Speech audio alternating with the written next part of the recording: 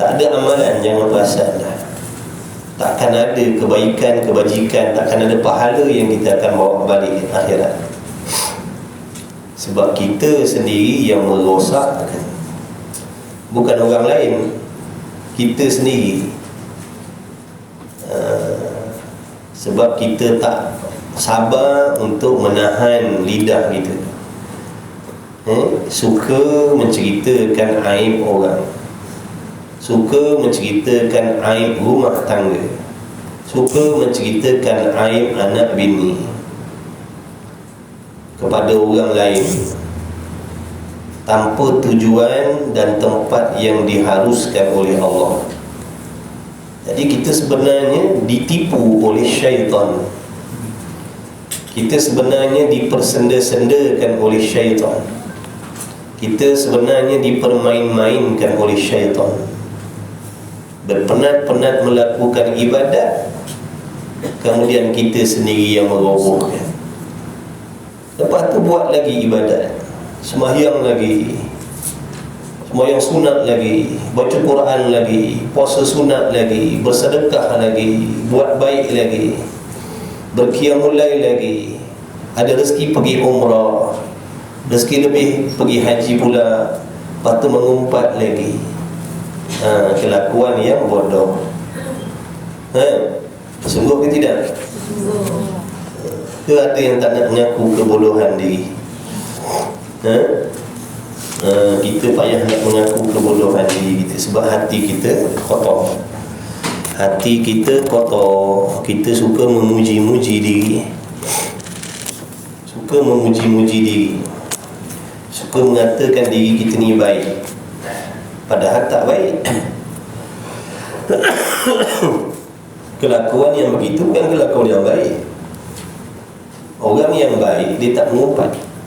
Orang yang bijak mencari bekalan, simpan bekalan, dia tak mengumpat sebab dia tahu mengumpat ni menjahanamkan pahala. Tuan-tuan cari duit, daripada pagi sampai ke petang cari duit. Bila dah dapat dalam tangan duit, lepas tu buang dalam longkang. Bodoh ke tidak? Bodoh. Lepas tu besok cari lagi, besok cari lagi, kumpul lagi. Bila dapat buang dalam longkang lagi. Lepas tu tak cukup, malam nanti kerja lagi, malam nanti buat part time pula. Buat part time 2-3-4 jam. Bila dah dapat buang lagi dalam tong sampah. Jadi itu tindakan bodoh. Itulah kelakuan kita dalam melakukan amal ni. Sembahyang, puasa, zakat, haji, umrah, tutup aurat, baca Quran, sembahyang sunat, lepas tu mengumpat. Itu kelakuan bodoh kita ya. Nampak tak dah? Jadi jangan jangan mengumpat. Kalau nak cerita kebaikan, kalau nak cerita hal orang, cerita kebaikan orang, jangan cerita kejahatan orang. Syaitan dia menghasut kita supaya mengumpat, supaya kebajikan kita dimusnahkan oleh Allah, agar nanti kita balik akhirat dalam keadaan muflis. Ini bukan cerita main-main, tuan-tuan. Ini bukan cerita dongeng. Wajib kita yakin adanya pahala dan adanya dosa. Wajib kita yakin bertambahnya pahala dan ada kala binasanya pahala. Wajib kita yakin. Itu bukan cerita khayalan. Adakah Nabi bohong? Tidak. Jadi sepatutnya kita takut. Sepatutnya kita takut. Takut nanti waktu Allah ambil nyawa kita, tak ada kebajikan dalam tangan kita, tak ada bekalan, kerana dah habis dengan sebab mengumpat. Ni cerita mengumpat saja ni tuan-tuan, tak cerita benda lain lagi ni. Ini cerita mengumpat je, tak cerita dosa lain lagi dah. Yang berdengkinya tak cerita lagi, yang riaknya tak cerita lagi.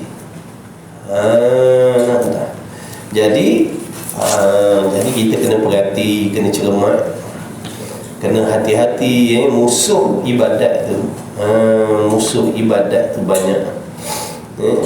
Ini kita rasa senang hati orang mentang-mentang kita dah banyak semayang, mentang-mentang dah banyak mengaji, baca Quran, buat baik sini, buat baik sana, dah pergi haji, dah pergi umrah. Oh, mengumpat tak ada masalah. Takkan tinggal apa? Takkan tinggal apa, tuan-tuan? Jadi itu kelakuan orang yang bodoh di dalam melakukan ibadah. Kita siapa lagi? Kita ni bodoh dalam melakukan amal, tak pandai. Kalau dalam bab cari duit tadi, tak pandai cari duit, penat-penat kerja. Lepas tu dapat duit, buang dalam tong sampah. Lepas tu kerja lagi. Lepas tu dapat duit, buang tong sampah lagi. Besok kerja lagi. Begitulah sampai mati. Begitulah sampai mati ni. Kelakuan kita yang suka berdengki, yang suka mengumpat ni, begitulah bandingnya. Saya buat contoh macam tu biar nampak. Penat-penat cari kerja, penat-penat bekerja daripada pagi sampai ke malam, dapat duit, buang dalam tong sampah. Besok buat lagi sampai mati.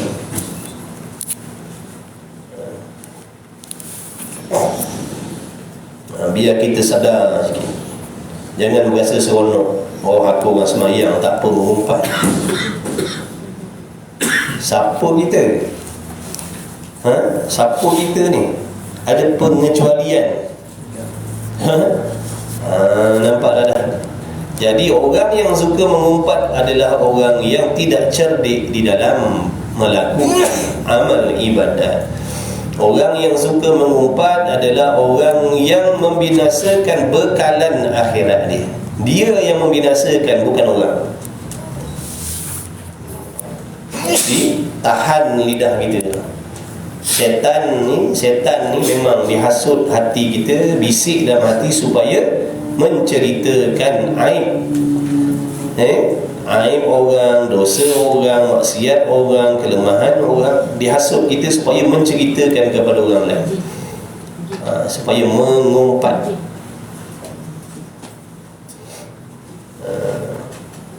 Sebab apa?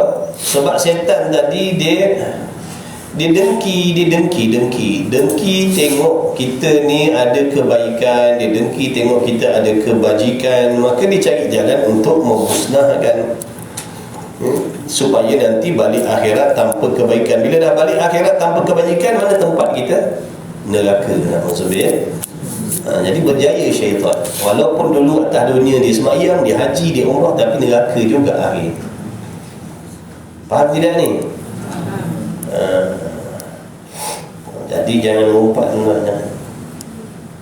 Kena takut mengumpat. Nabi kata, jauhkan oleh kamu akan diri kamu, dan takut oleh kamu akan mengumpat.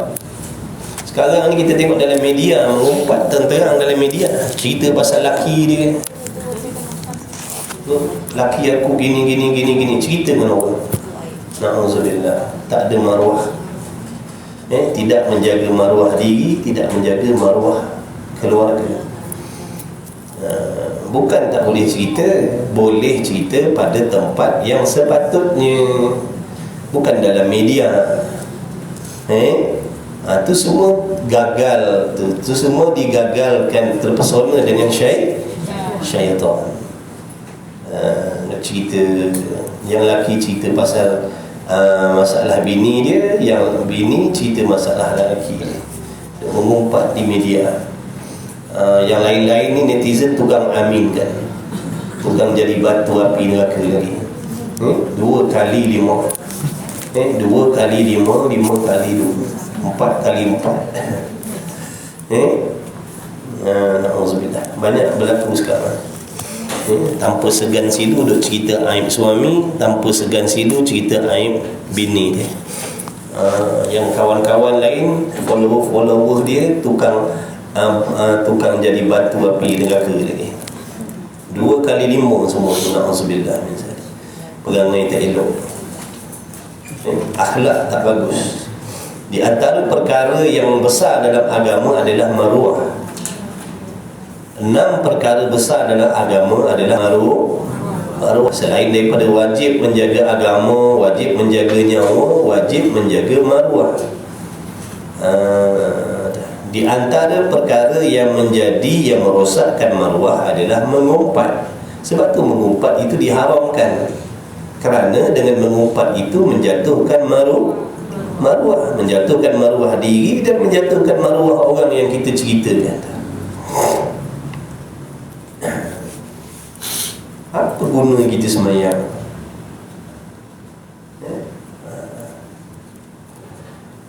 Kerana bahawasanya mengumpat itu lebih bersangatan daripada zina. Dikatakan bagi Rasulullah SAW, betapa bagaimana ya Rasulullah? Artinya kerana apa mengumpat itu lebih besar daripada zina. Bersabda ia bahawasanya seorang lelaki itu terkadang berzina ia dan bertaubat ia. Maka menerima oleh Allah Ta'ala akan taubatnya. Allah akan terima taubatnya. Orang yang berzina tu, kalau dia bertaubat sungguh-sungguh, taubat nasuha, taubat yang menggugurkan dosa-dosa besar, taubat yang menggugurkan segala dosa-dosa besar dan dosa kecil.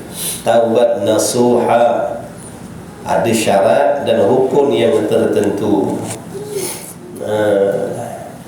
Taubat nasuha, orang yang bertaubat nasuha ni hatinya akan jadi bersih seperti sedia kala. Kalau taubat nasuha,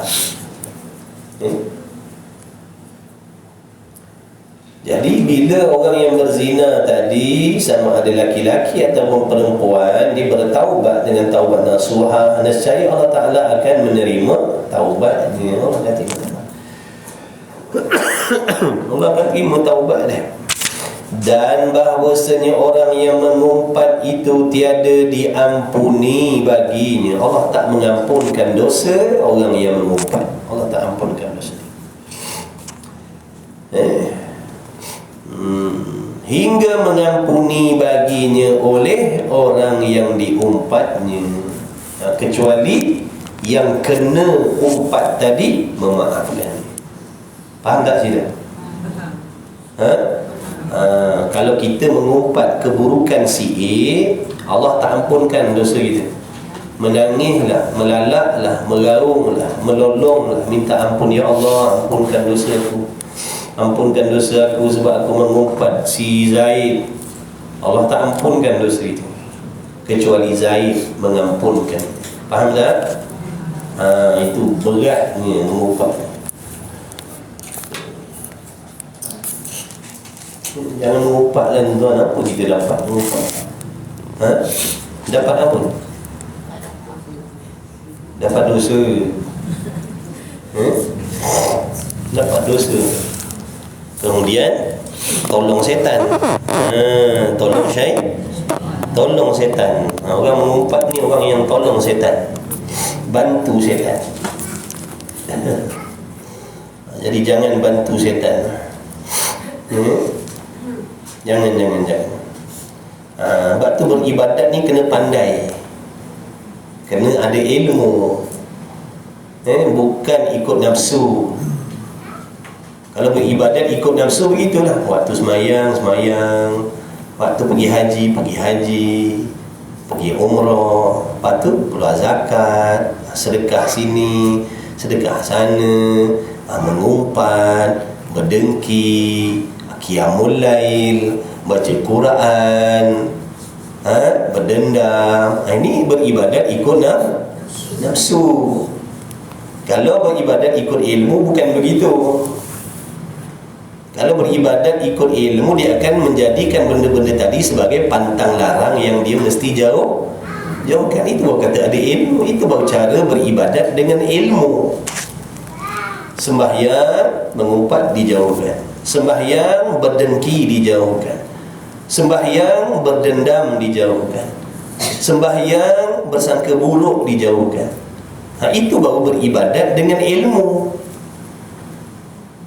Kalau beribadat dengan nafsu tadi itulah campur aduk. Akhirnya baliklah hari kiamat dalam keadaan muflis daripada kebajikan. Tak ada bekalan mati, tuan-tuan. Tak ada bekalan mati. Siapa nak selamatkan kita? Siapa nak bagi bekalan pada kita dalam kubur tu? Siapa nak bagi? Siapa nak tolong kita? Siapa nak bagi kebajikan kepada kita? Tak ada siapa nak bagi. Yang dekat atas dunia yang tinggal tu pun 2 kali 5 perangai macam kita juga. Anak-anak yang kita tinggalkan pun 2 kali 5 perangai macam kita juga. Semayang-semayang, mengumpat-mengumpat, berdengki-berdengki, berdendam-berdendam, sangka buruk, puasa, haji, umrah. Apa yang kita dapat dalam kubur? Nak harapkan pahala daripada anak-anak yang macam ni?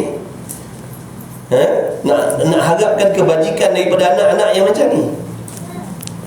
Anak-anak punya kebajikan pun 2 kali 5 perangai macam kita beribadat juga, ikut nafsu.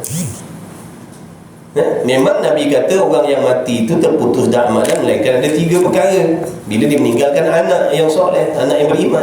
Tapi kalau dah anak sendiri pun perangai 2 kali 5 macam kita, ada yang tak solat, kita punya pahala dah memang tak ada dah. Kita ni dulu waktu hidup atas dunia mengumpat hari-hari, berdendam, berdengki, tak boleh tengok orang lain dapat nikmat, dapat kesenangan, dapat kebahagiaan. Timbul dalam hati kita perasaan agar nikmat itu diambil oleh Allah. Kalau yang kaya kita doakan mudah-mudahan jadi miskin. Kalau yang sihat kita doakan mudah-mudahan jadi sakit. Yang bahagia kita doakan mudah-mudahan jadi bercerai-berai. Lepas tu mengumpat lagi. Kita sendiri punya pahala pun dah tak ada dah. Waktu kita mati tu, hari kita dimandikan, dikapan, kapan dengan dosa-dosa sekali. Bukan kapan dengan pahala dah, bungkus dengan dosa-dosa kita sekali. Oh, tak apalah, aku ada tinggalkan anak 5-6 orang. Anak-anak pun 2 kali 5. Tak belajar agama macam kita juga. Sembahyang pun tidak. Sembahyang pun main hentam, tak tahulah sah ke tidak. Lidah tak jaga, sama lah. Apa? Mana jariah yang nak sampai kepada kita? Sebab tu jangan harap pahala orang lain. Jangan harap pahala daripada anak-anak. Kita sendiri nak kena usahakan bekalan kita sendiri. Kita sendiri nak kena usahakan bekalan kita sendiri. Jangan harap anak-anak. Sebab anak-anak pun belum tentu lagi. Yang Nabi kata jadi jariah tadi, kalau anak tu beriman, amalnya soleh, dia solat, hatinya bersih, amalannya Allah terima, baru ada kebajikan untuk kita. Tapi kalau dia sendiri pun amalan dia pun Allah tak terima, macam mana nak dikirimkan kepada kita dalam kubur? Sebab tu tak payah, jangan harapkan pahala daripada anak-anak. Jangan. Tak payah. Kita nak kena bersungguh-sungguh cari bekal sendiri. Sebab tu kena bijak. Kena bijak dalam cari bekal ni, kena bijak. Kena tahu pantang larang yang mesti kita kena jauhkan. Kalau tak, nanti kita akan bertemu dengan penyesalan yang sangat dahsyat. Nanti menyesal. Kalau aku tahu dulu aku tak mengumpat. Kalau aku tahu dulu aku tak berdendam. Kalau aku tahu dulu aku tak berdengki. Bukan kalau aku tahu, memang dah tahu, dah sampai dah pada telinga kita, tapi kita mengikutkan nafsu. Nafsu kata mengumpat, berpuas hati. Dapat ceritakan keaiban orang, puas hati. Dapat berdendam, puas hati. Kalau orang buat jahat pada kita sekali, kita buat juga. Kenapa dia boleh buat pada aku tak boleh buat pada dia? Kita balas 2 kali 5 bodoh juga. 2 kali 5 bodoh lah. Dia buat benda jahat pada kita, kita balas dengan benda yang sama. Dia dedahkan aib kita, kita dedahkan aib dia. 2 kali 5 bodoh. Betul tak?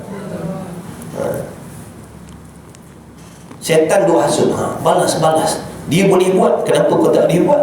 Buat juga. Diperbodoh-bodohkan oleh syaitan, oleh nafsu. Nanti bila mati ditertawakan oleh syaitan. Berjaya bila syaitan.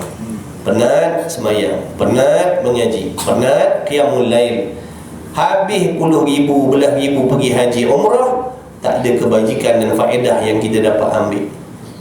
Sebab apa tadi? Itulah dah dibinasakan oleh maksiat kita jadi kena pantang.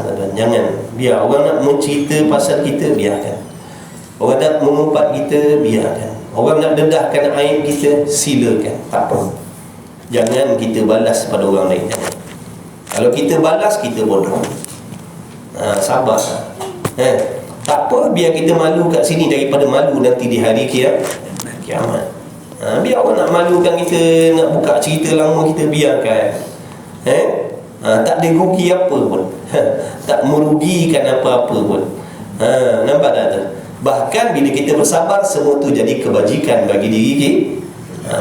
Jadi kebajikan bagi diri kita. Biarlah, selagi dia boleh bercakap. Orang yang percaya perkataan tu pun orang jahat. Betul tak? Kalau ada orang mendedahkan aib kita, ada orang percaya. Yang percaya tu pun 2 kali 5 orang yang tak baik. Orang kalau baik dia akan tapis, ataupun dia tak nak dengar. Aku tak nak dengar cerita orang, aku tak nak dengar keaiban orang lain. Meskipun betul aku tak nak dengar, itu orang baik. Tapi kalau yang mendengar tadi suka nak dengar, 2 kali 5 bukan orang baik. Memang atas dunia ni yang tak baik lebih ramai daripada yang baik. Atas dunia ni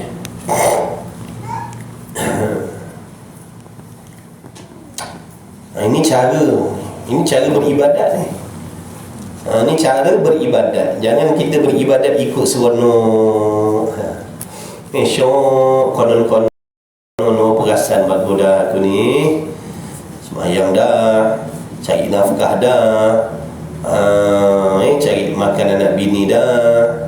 Kalau yang bini pula, buat budak ni aku dah khidmat jadi isteri yang baik ni, duk layan suami, khidmat rumah tangga, baik dah.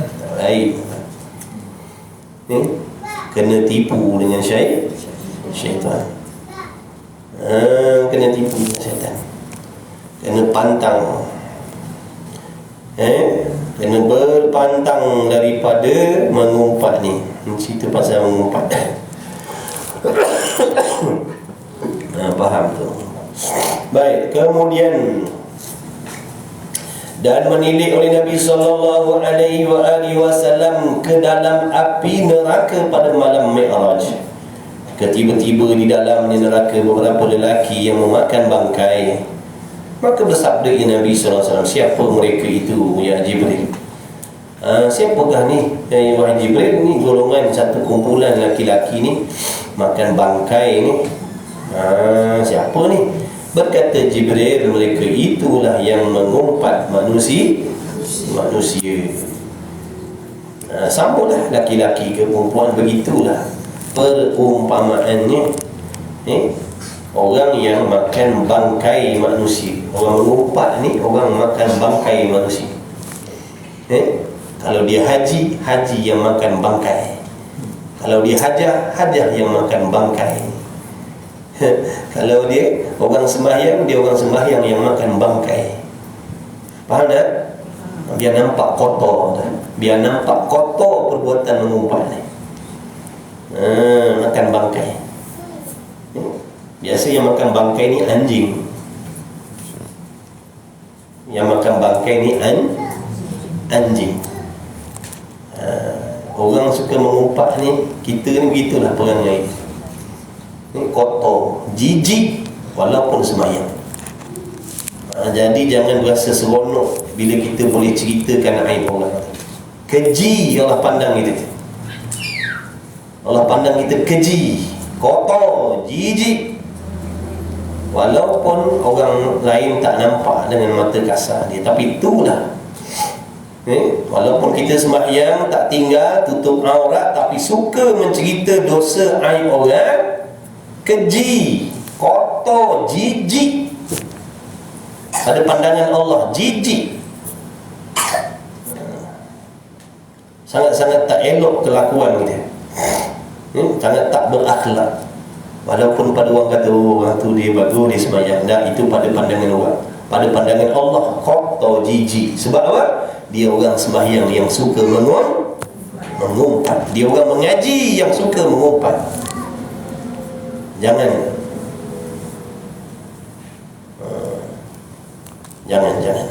tahan lidah kita.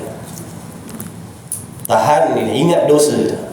Aku ni dah lah pahala tak banyak, ilmu aku tak ada, amalan aku tak ada, pahala aku tak banyak.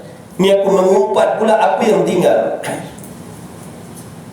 Apa yang tinggal? Umur aku dah tak banyak dah. Aku malas beribadat. Dosa lain banyak. Kalau aku mengumpat, apa yang aku nak bawa balik akhirat besok? Ingat macam tu. Jangan ikutkan lidah kita nak bercakap. Nanti kita menyesal. Kita menyesal. Bukan orang lain, kita yang menyesal. Siapa yang mahu kita nak persalahkan? Tak boleh. Kita nak salahkan orang tak boleh. Oh, dia mengumpat, kita boleh. Kenapa kita tak boleh? Kenapa nak berlumba-lumba dalam kejahatan? Kenapa kita cemburu tak boleh buat maksiat macam orang lain? Sepatut cemburu kalau tak boleh buat kebajikan seperti orang lain. Tapi kita cemburu bila tengok orang lain buat dosa maksiat, kita cemburu sebab tak boleh nak buat benda sama. Nah, ini nampak tak tu? Kita dipermain-mainkan kan? Tengok orang tak semayang, kita cemburu. Kenapa dia boleh tak semayang? Kenapa saya tak boleh? Cemburu. Patut cemburu dengan orang yang solat. Ini cemburu dengan orang tak solat. Kalau orang tu derhaka dengan suami dia, cemburu dengan orang yang derhaka dengan suami. Kenapa dia boleh derhaka dengan suami? Kenapa aku tak boleh? Inna lillahi wa inna ilaihi raji'un. Perlumbaan dalam kemaksiatan. Orang suruh bermusabaqah, berlumba-lumba dalam mendekatkan diri kepada Allah, berlumba buat amal soleh. Kita berlumba untuk buat maksiat. Kenapa dia berhenti boleh, kenapa aku tak boleh? Kenapa dia boleh buat, aku tak boleh buat? Ini soalan bodoh sebenarnya.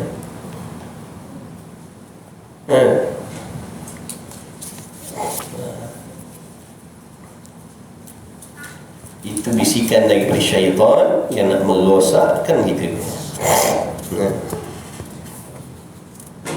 Baik. Dan ketahui olehmu bahawasanya hukum mengumpat itu hukumnya haram dengan ijma'. Muafakat ulama kata haram mengumpat ni.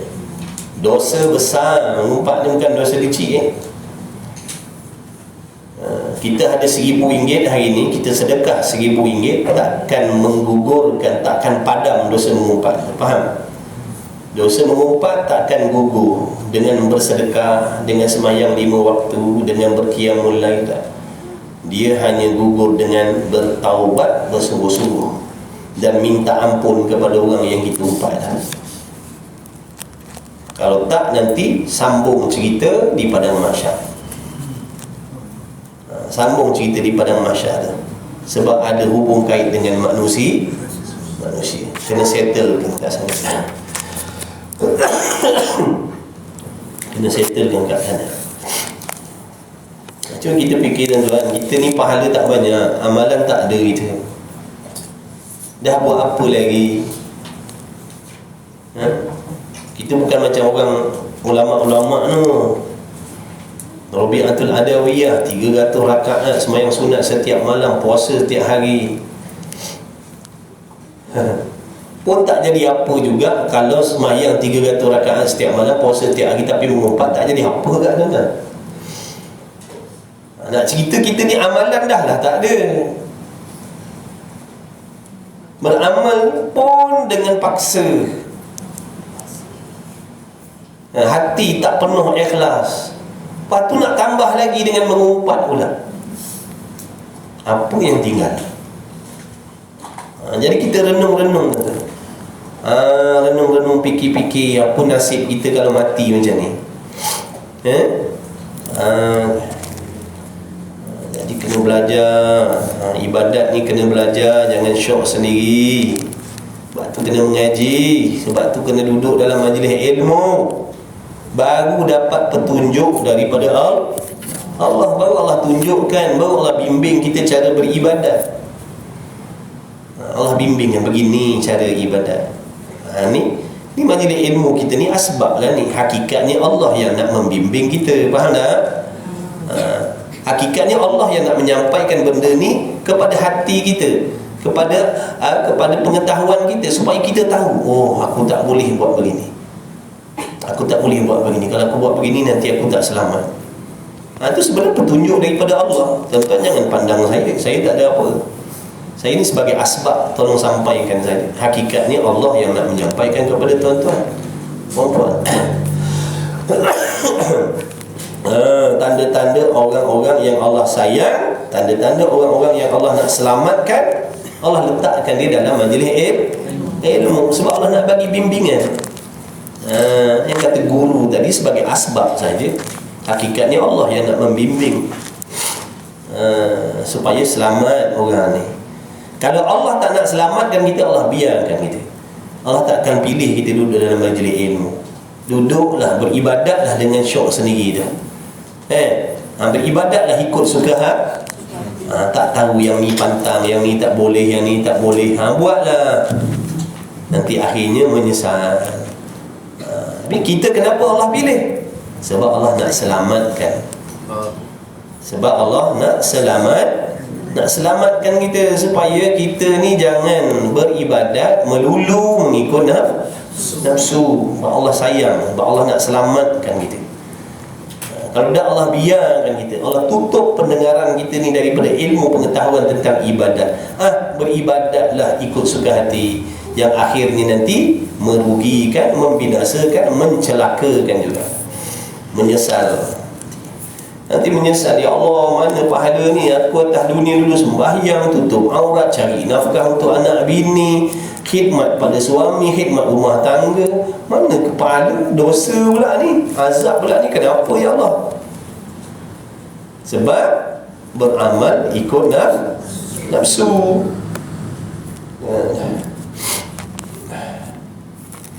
Mengaji sahabat, jangan tak mengaji.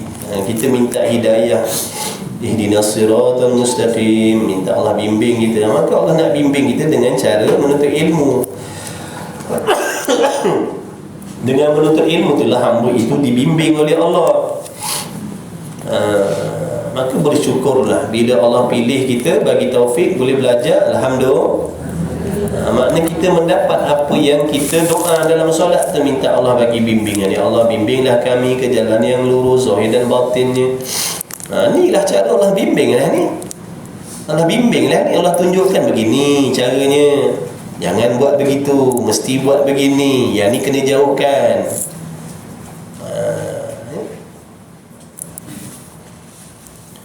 Dan ketahui olehmu, jadi mengumpat itu hukumnya haram.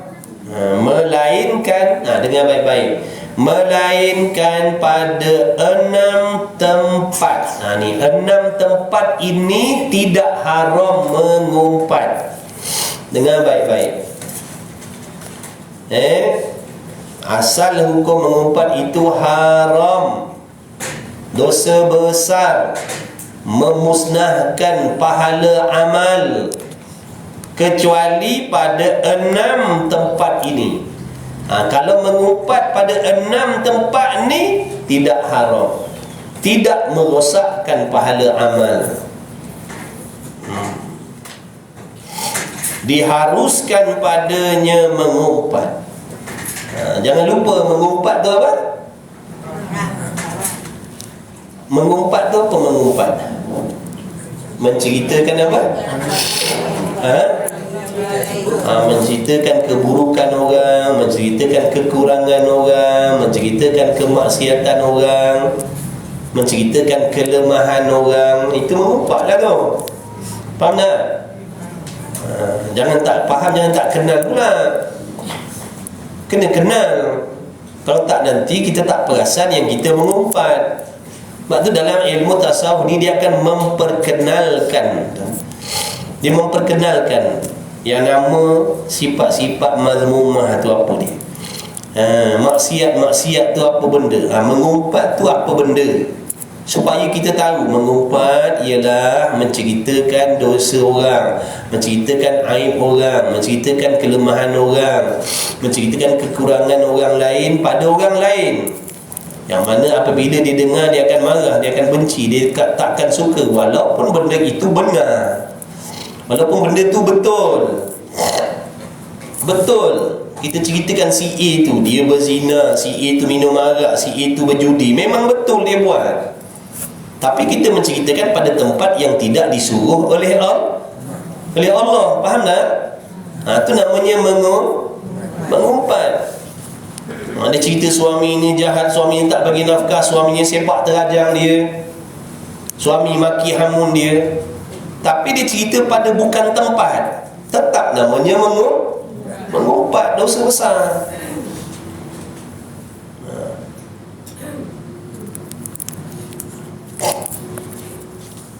Dia kena mengaji baru tahu mana tempat boleh mengumpat, mana tempat tak boleh mengumpat.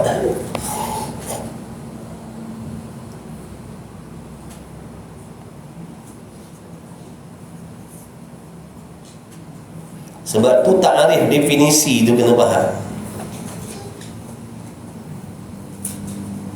Orang datang rumah hajat bercakap pahala orang, tu sama lah tu. Faham baik-baik. Mengumpat tak kira dia datang rumah kita, kita datang rumah dia, lepak bawah pokok, tunggu van ikan sampai, sambil siang sayur, tunggu teh tarik sampai, tak peduli. Dalam masjid, dalam surau, duk ceritakan keburukan orang lain, namanya dia bukan kata bercerita keaiban orang saudara kita dalam masjid. Tidak dinamakan mengumpat sebab dalam masjid. Dah. Sebab tu takrif tadi tu, definisi tu kena faham baik-baik. Walaupun mukaddimahnya kita baca a'udzubillahi minasyaitonirrajim, bismillahirrahmanirrahim, aku nak cerita dengan kau ni, bukan mengumpat ni, aku nak cerita je. Kau nak tahu tak, laki si Polan tu, laki dia tu dah lama tak bagi nafkah kat dia. Bukan nak mengumpat ni, aku nak cerita je lah. Tetap namanya faham?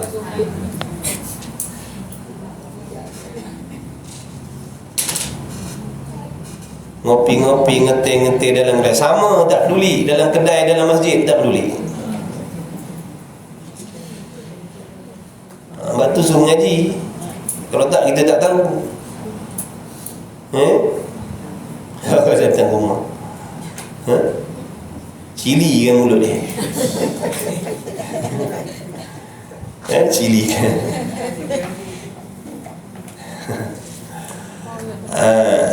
Kalau orang tu datang rumah kita nak cerita hal orang, kita tak dah terdengar, kita 2 kali 5 bersyubhat. 2 kali 5 cakap dengan dia, aku tak nak dengar, saya minta maaf, aku demam hari ni, tak berselesa lah, tak payah cerita hal orang lah, aku banyak dosa, aku tak payah cerita dengan aku. Cakap macam tu dengan dia. Kalau nak datang sini nak cerita hal orang, jangan, aku tak suka. Kalau nak datang sini nak cerita hal orang, aku ni tak ada kena-mengena. Aku ni bukan polis, aku bukan tok imam, aku bukan tok qadi yang boleh menyelesaikan masalah orang tu. Jadi tak ada kena-mengena kau nak merayu, nak mengadu kat aku. Aku tak ada apa faedah kau cerita kat aku, melainkan nanti aku akan tahu aib dia. Tak payah cerita mana. Lain aku ni qadi, ataupun lain aku ni atau ulu ke, nak boleh ambil tindakan ke, nak bagi nasihat, tu lain. Tapi kalau sekadar nak dengar, nak bagi tahu supaya aku tahu, aku tak nak. Itu mengumpat nama dia. Faham ni? Ciri-ciri mengumpat yang nak bagi sedap dengar.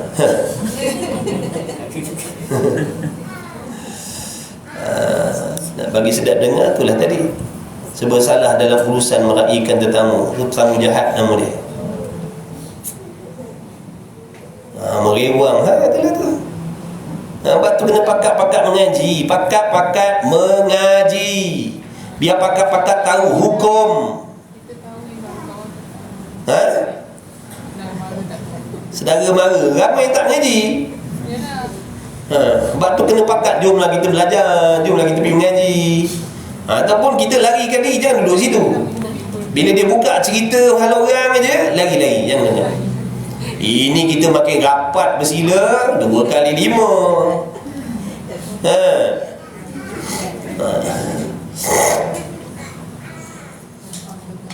Jangan cerita hal orang. Baik.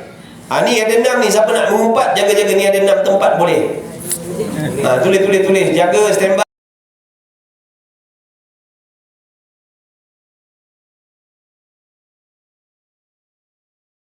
Ni kaki mengumpat.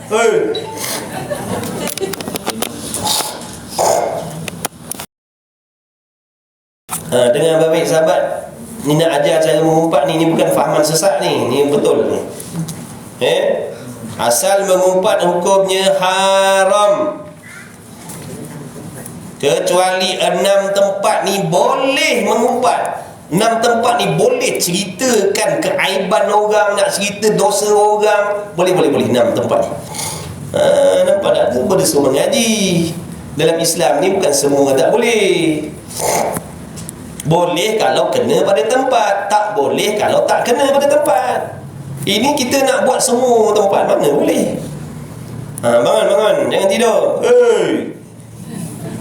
Ini 93 orang ni ke tidak ni, jangan handphone ni menyala orang ni lelap.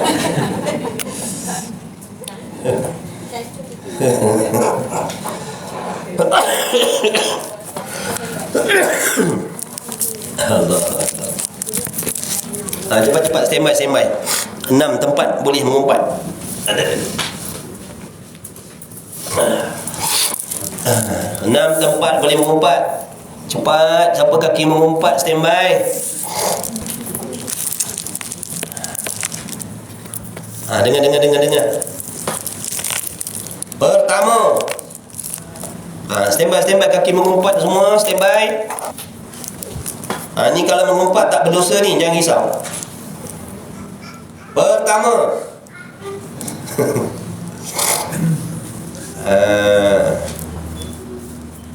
orang yang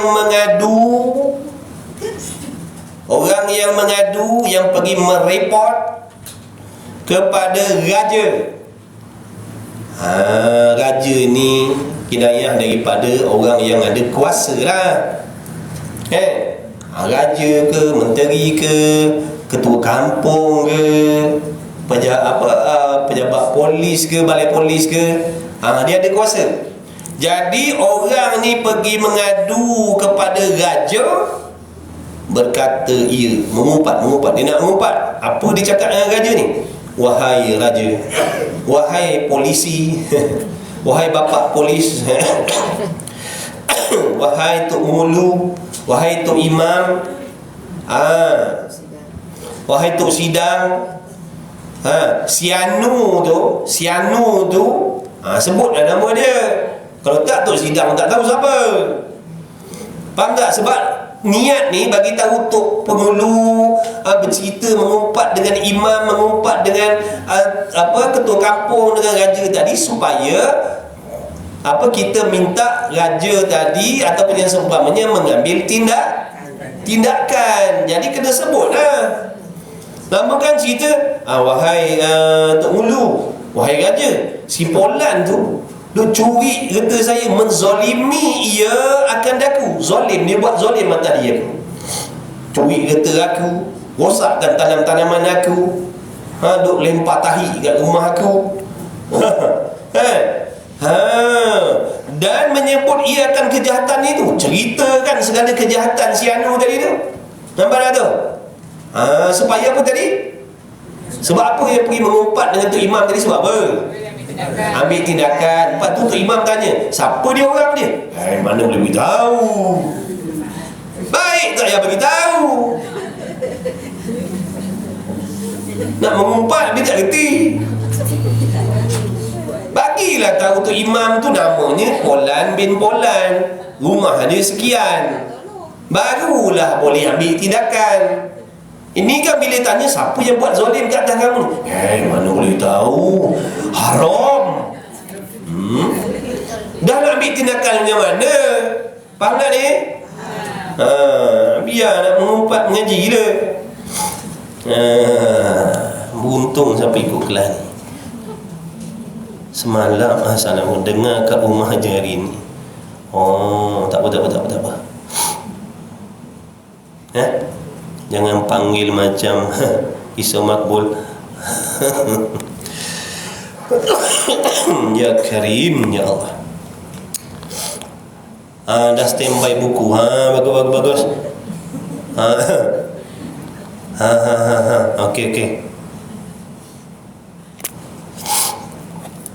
Okey.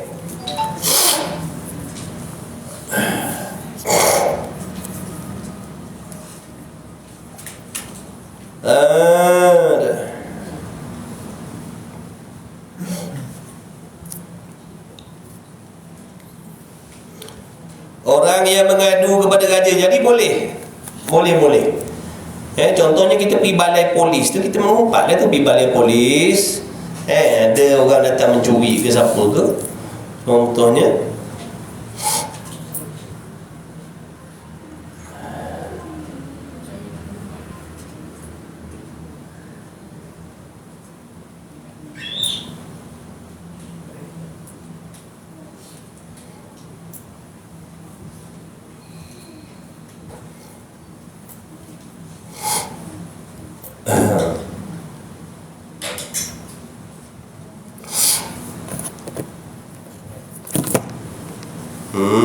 Jadi boleh kita kat balai tu cerita, jiran saya rumah nombor sekian-sekian, duk buat begini. Jadi harap pihak tuan boleh ambil tindakan lah. Tu je, ngumpat lah tu. Nampak tak? Tapi adakah hukumnya berdosa? Tidak. Tidak berdosa kerana di tempat yang betul dan atas niat yang betul. Niatnya supaya apa? Diambil tindakan, bukan semata-mata nak bagi tahu abang polis tu.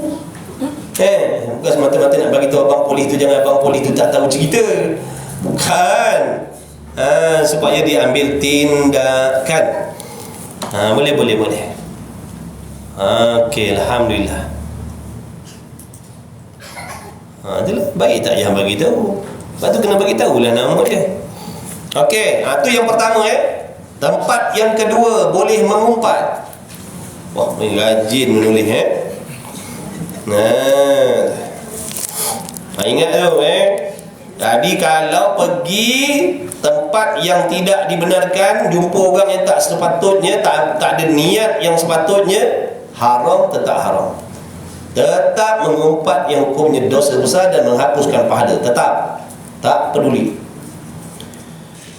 Kedua, orang yang minta tolong pada menghilangkan maksiat, maka harus baginya bahawa berkata ia si anu mengerjakan maksiat, tolong olehmu akan daku pada menghilangkannya maksiat, dan menyebut ia akan nama maksiat itu. Boleh. Contohnya kita jumpa siapa lah, katalah dekat kampung tu ada seorang yang memang disegani masyarakat. Dia memang orang segan dengan dia, orang takut dengan dia. Botak kepalanya, berkilat, licin kepalanya, menyusai besar lengan gitu. Orang takut dengan dia. Kita pun jumpa dia, kata saya nak bagi tahu sikit lah ni, tu dekat ujung kampung tu baru ni saya ada nampak Polan ni duk berjudi kat bawah pokok tu. Duk berjudi kat bawah pokok tu, duk sabung ayam tu. Duk bertaruh duit tu. Siapa dia orang ni? Polan. Jadi nak minta tolong, dah kau ni gangster kat sini. Orang segan dengan kau, orang takut dengan kau ni. Jadi nak minta kau tolong bentras sikit. Faham tak tu? Supaya apa? Menghilangkan kemaksiatan. Supaya dia orang tak pakat berjudi lagi kat situ, tak pakat sabung ayam lagi kat situ. Tu boleh. Mengumpat juga namanya. Kan kita menceritakan keaiban tadi tu. Kan kita ceritakan kemaksiatan tu, sabung ayam, berjudi, minum arak kat situ contohnya. Orangnya polan. Jadi nak minta tolong, awak tolong ambil tindakan lah, tolong bentras benda ni. Tapi kita cerita dengan dia je, dengan orang lain kita tak cerita. Faham tak tau? Ni kan dah cerita kat situ, pergi jaja pula tempat lain. Itu dah jaja tu kan mengumpat dah tu. Gitu. Tu kedua. Dah, tulis dah. Bagus. Yang ketiga. Yang ketiga. Siapa tak ikut pelajaran pagi ni rugi. Cerita pasal mengumpat ni. Tips mengumpat yang tidak berdosa. Siapa tak tahu, rugi ya. Yang ketiga, orang yang minta fatwa, makna dia nak tanya hukum. Tapi kalau macam dalam umum-umum macam ni, dalam online ni, janganlah tanya. Kalau benda yang sangkut paut dengan suami ke bini ke, DM lah tepi. Jangan cerita, Ustaz saya nak tanyalah, suami saya tu selalu, janganlah macam tu. Berapa ramai orang dalam ni. Faham tak tu? Kena pandailah juga nak tanya soalan pun. Jangan tanya, Ustaz nak tanya lah, kalau suami kita dah, suami kau siapa? Orang tahulah suami kau tu. Ustaz suami saya ni dah selalu duk maki-maki. Macam apa hukum dia? Janganlah orang tahu itu dedah aib suami. Faham? DM tepi. Maknanya cuma yang tahu tadi orang yang kita nak tanya hukum tadi tu, supaya kita tahu hukumnya macam mana. Faham? Ini cerita tanya kat umum. Ustaz suami saya dah 3 bulan tak bagi duit, macam mana hukum dia? Boleh tak saya nak curi duit dia diam-diam? Betul soalan tu.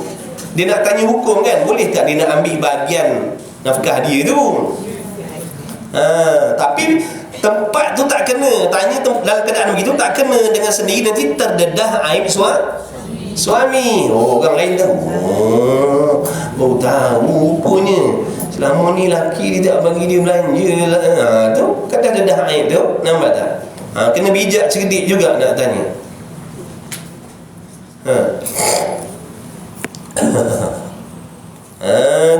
Orang yang minta fatwa apabila berhajat kepada menyebut pertanyaan seperti berkata oleh isteri, suami aku, dia cerita dengan ni, dia mengumpat dengan Tok Imam lah ni. Contoh dia mengumpat dengan Tok Imam. Ataupun Tok Guru dia ke, ikutlah ustazah dia ke.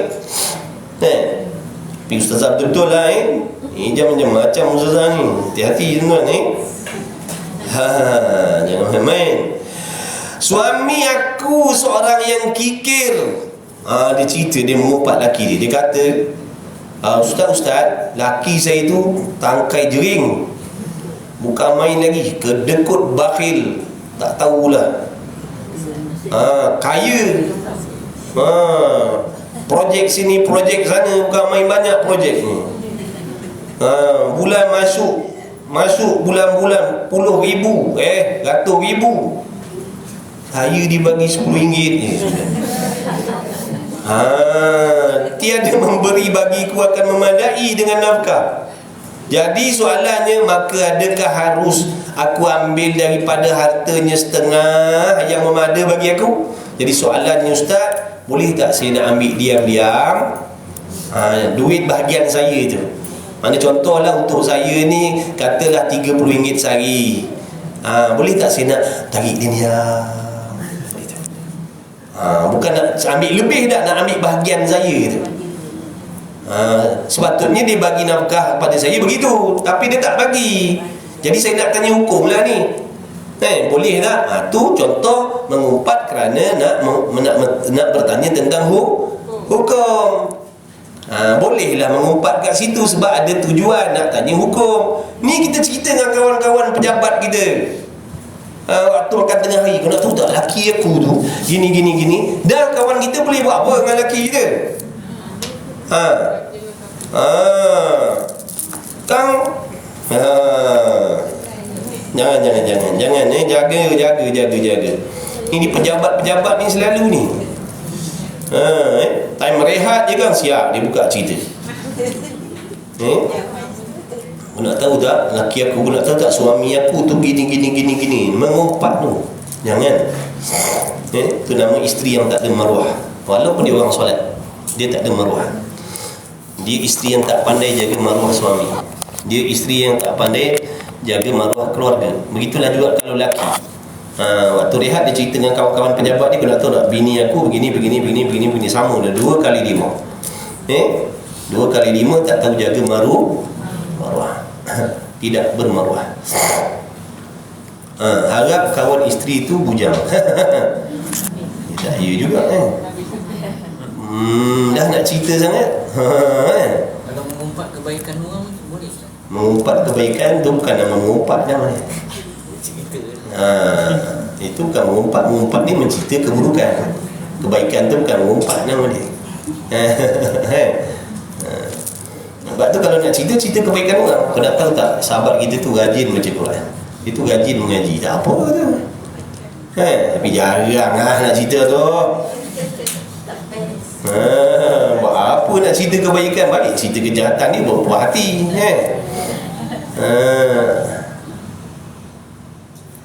Memang baik di rumah pun tak selamat dah. Ni handphone ni, mengumpat dalam handphone ni sama je. Duk PM kawan dia, nak tahu tak laki aku ni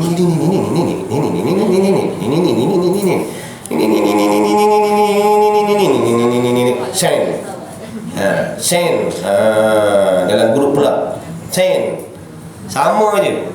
Yang nak boleh nyamatkan kita sekarang ni ketakwaan dalam diri, itu je.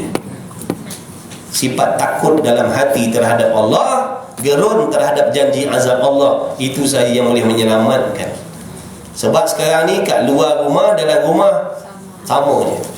Banyak orang yang tahu cerita bini kita dalam rumah sekarang ni. Padahal duduk dalam rumah, tapi satu dunia tahu bini kita sedang sapu sampah kat rumah. Ambil sapu sambil duduk selfie, sapu sampah. Sapu sampah. Assalamualaikum. Amal lah.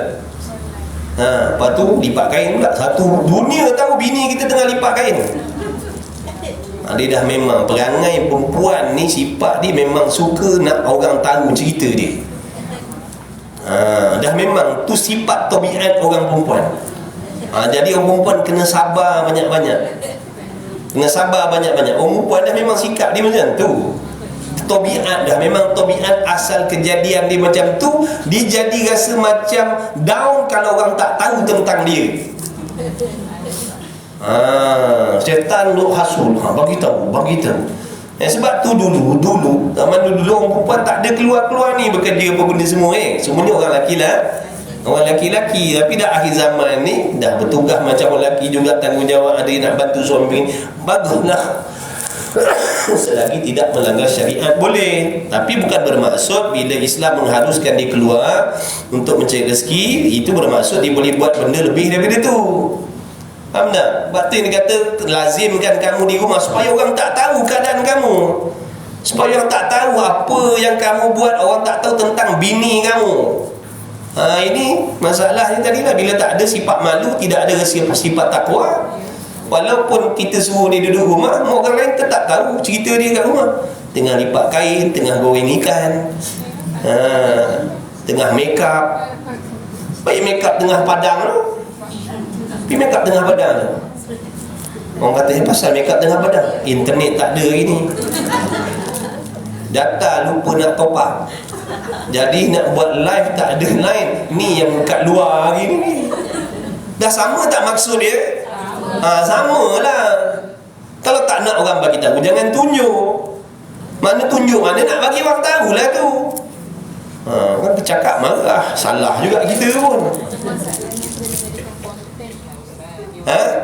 Dia nak jadikan konten, nak jadi dapat duit.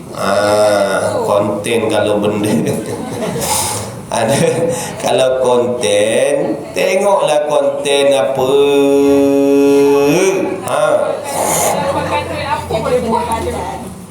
Dah tak ada maruah dah sekarang ni. Duit lebih mahal daripada maruah diri. Maruah diri boleh dibeli-beli. Na'udzubillah lah, janganlah. Bukan kita nak kata apa itu sempadan, jangan kita melibatkan diri macam tu. Jangan. Orang perempuan yang sebenar-benar yang terbaik, sifat-sifat dia apa? Dia menyembunyikan diri dia. Tu sifat malu dia. Dia tak nak orang tahu tentang dia. Dia tak suka orang tahu tentang diri dia. Dia tak suka orang nampak dia. Itu sifat muslimat yang sebenar-benarnya, yang dah tak ada dah sekarang ni. Kalau ada pun tak tahulah malaikat boleh jadi. Dia dah tak ada dah. Sepatut benda tu nak kena sama. Aku orang perempuan, aku bini orang, aku sepatutnya kena begini. Kalau suami tak ada, aku tak boleh. Tak perlu nak tanya, boleh tak saya nak pergi begini gini. Padahal dia tahu suaminya tak ada, padahal dia dah tahu suami ni tak suka, tapi nampak tak tu, dia nak cuba, tu nafsu dia. Sepatutnya dia tahu dah, makna suami aku tak suka begini, maklum dah. Ni dah. Sebab sifat dalam tu tadi dah. Jadi hati-hatilah kita, saling ingat mengingati. Suami pun salah kadang, suami tak mengingatkan. Suami tak menegur, suami tak mengingatkan, suami takut tak boleh masuk dalam rumah. Kalau tegur, kalau nasihat nanti geram, bini tarik muka, merajuk. Jadi suami pilih lebih baik berdiam. Jadi bini jadi dia akan lebih terdedah lah. Na'udzubillah. Mudah-mudahan Allah pelihara kita semua.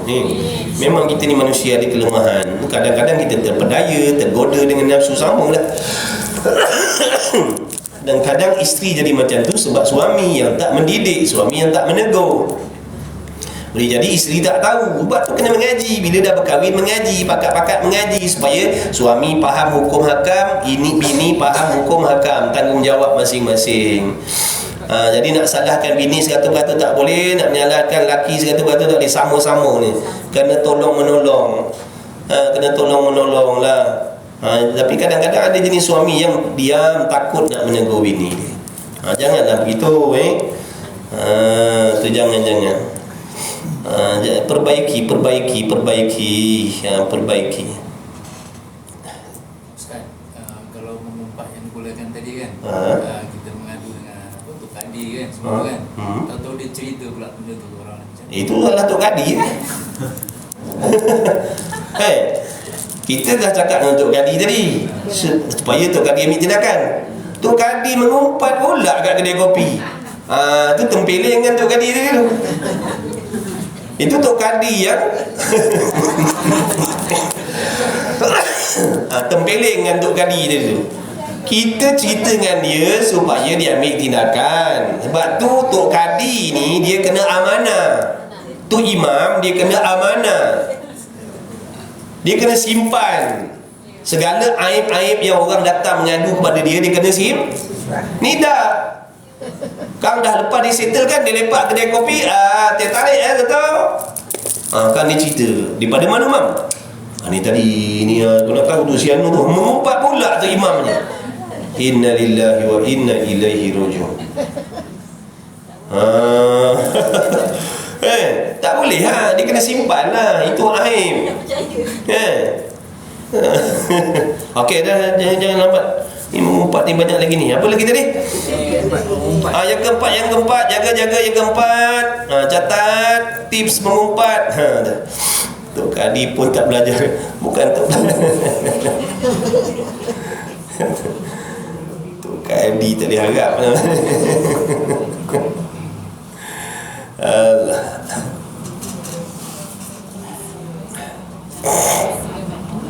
Sebab tu Tok Kadi, ustaz ke apa ke, kena ada amanah.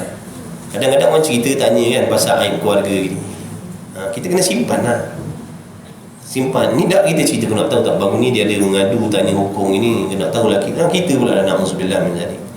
Sebab tu kita tengok dulu orang betul-betul tengok orang betul-betul. Kita nak cerita aib rumah tangga kita ni, kena pastikan orang tu orang amanah. Orang tu amanah. Kena pastikan dia orang amanah. Kalau tak nanti orang lain tahu juga aib. Siapa dia yang tak ada aib ni? Semua ada aib, betul? Semua ada aib. Yang keempat, yang menakutkan akan orang Islam daripada kejahatan orang lain. Mengumpat juga tu, tapi hukumnya harus seperti berkata, perempuan itu jahat kelakuannya, maka jangan kau berkahwin dengan dia. Jangan kahwin dengan dia tu. Dan menyebut ia akan nama kejahatan itu. Polanah tu, jangan kahwin dengan dia lah. Jangan kahwin dengan dia. Jangan. Kau jangan minang pula. Sebab dia tu penipu lah. Banyak orang duk kahwin dengan dia. Contohnya, duk kahwin dengan dia, selang 2 hari habis bercerai dah.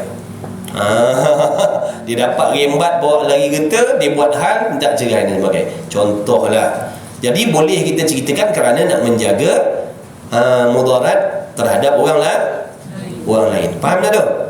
Sebab kalau kita diam, nanti kita biarkan saudara kita tu jadi teraniaya dia nanti. Faham tak? Jadi ni kita cerita pada orang. Seandainya kita tahu, kata bunyi kata dia nak pergi Minang lah, kita kalau tahu kena bagi tahu. Bukan maksud suruh hebah dah. Kata janganlah dengar nak pergi merisik si Polanah tu tak payahlah, kata janganlah, cari yang lain lah. Cari yang lain lah. Cari yang lain lah. Gitu. Begini. Kalau lelaki pun sama lah. Dengar orang tu nak datang masuk Minang nak kita. Kita pun cerita dengan kawan kita, sahabat, bukan apa, aku bukan dengki dah, aku nak bagi nasihat lah, janganlah. Dia tu aku baru ni ada kawan aku polis bagi tahu dia ni ada latar belakang, ada buat benda-benda tak bagus. Takut nanti anak kau terlibat, anak kau terbabit, nanti sekat jalan anak kau kena tinggalkan begini-begini, tak payahlah. Boleh hukumnya kerana nak menyelamatkan daripada mudarat. Faham bukan nak mendedahkan aib. Faham tu? Faham tidak ni? Yang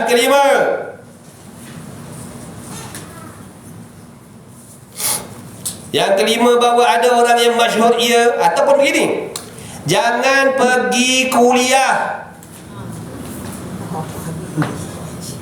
di sekian tempat yang mengajar ni namanya Polan bin Polan. Jangan pergi, kerana dia menyebarkan fahaman yang menyalahi dengan akidah kita ahli sunnah wal jamaah. Fahaman yang diajar ni boleh merosakkan masyarakat. Jangan pergi. Kita boleh sebut namanya, boleh sebut fahamannya, supaya masyarakat boleh menjauhkan diri. Faham tak dah? Ada orang tak faham, dia kata apalah berdengki tu. Bukan tu berdengki, itu namanya mengumpat yang diharuskan. Kerana apa? Tujuan nak menjaga apa? Menjaga nak jaga agama. Nak jaga agama, bukan nak mengaibkan dia, bukan nak memalukan dia, nak menjaga masyarakat ni. Sebab kalau kita tak cerita, orang tak tahu. Boleh nanti kalau tak cakap macam tu, pakcik-pakcik ni dia akan pergi situ, akan mengaji dengan dia, akan ambil ilmu dengan dia. Nanti lama-kelamaan dah terpedaya dengan pahaman yang boleh merosakkan syariat, contohnya merosakkan akidah contohnya. Jadi boleh cakap, jangan pergi mengaji dengan orang Polan bin Polan ni, jangan. Sebab pahaman dia menyalahi syariat. Contohlah, pahaman dia merosakkan akidah, jangan. Boleh cakap tu, bukan berdengki namanya. Tu namanya mengumpat yang diharuskan kerana tujuan nak jaga agama. Kalau kita diam aja, nanti ramai orang awam ni pergi. Orang awam dia tak tahu. Orang awam ni dia bersangka baik nak pergi belajar agama, betul? Lama kan dah terpedaya pula dah. Terpedaya, dah terpengaruh semua ni juga. Jadi boleh diharuskan, walaupun namanya mengumpat, tapi tidak diharamkan. Yang kelima, bahawa ada seorang yang masyhur ia dengan nama yang ada padanya nama kecelaan seperti Al-A'raj, yang ni arti yang capik. Mengumpat lah tu. Ada orang kampung kita dicapik, kita kata dia capik, dia mengumpat lah tu, kan menceritakan keburukan dia, menceritakan kelemahan dia, betul? Tapi dalam masalah ni diharuskan. Sebab kalau tak sebut nama capik, orang tak kenal. Faham tak tu? Sebab dia memang orang kenal dengan capik tadi. Kalau sebut John, memang orang tak tahu. Tak tahu John. John mana John? John. Dia kata tak kenal John. Kita pergi kampung sana, kita kata pakcik, singgah kedai kopi, tanya, pakcik, ada tak sini nama John lah? John, saya masa dekat Kuala Lumpur ada kawan lama, kawan baik, John. Dia memang baik sangat lah John ni. Jadi saya tahu dia duduk kat kampung ni, jadi saya nak tanya lah, nak jumpa lah. Ada ke John kat sini? Pakcik kata John. John tak pernah dengar John. Ada gambar. Kita pun tunjuk gambar. Lah, dah capek ni. Mengumpat lah tu, nampak tak? Kalau dia dengar, berasa hati dia, faham? Tapi diharuskan sebab apa? Kalau tak sebut nama dia, gelaran dia tadi tu, orang tak kenal dia, maka diharuskan di situ. Ngisi capek. Gitu. John Travolta nama dia. Itu nama dia kat KL. Nama dia kat KL. Kat KL nama dia John Travolta. Kat kampung nama dia Capek.